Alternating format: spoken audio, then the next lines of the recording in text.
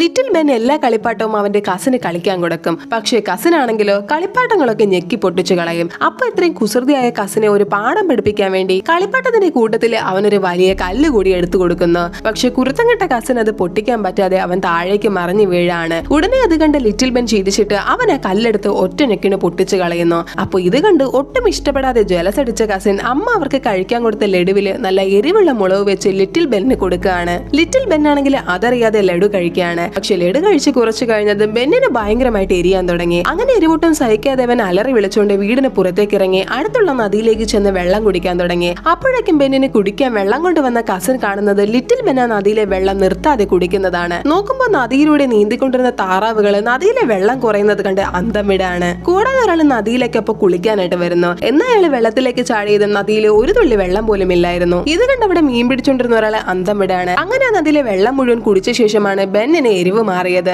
അങ്ങനെ ഈ സമയത്ത് നൈസായിട്ട് കസിൻ അവിടെ നിന്ന് വലിയാൻ നോക്കിയതും അവൻ അമ്മയുടെ മുമ്പിൽ പോയി പെടുകയാണ്. അപ്പൊ ഇതുപോലത്തെ വികൃതി സഹോദരങ്ങൾ നിങ്ങൾക്കുണ്ടോ? കമന്റ് ചെയ്യൂ.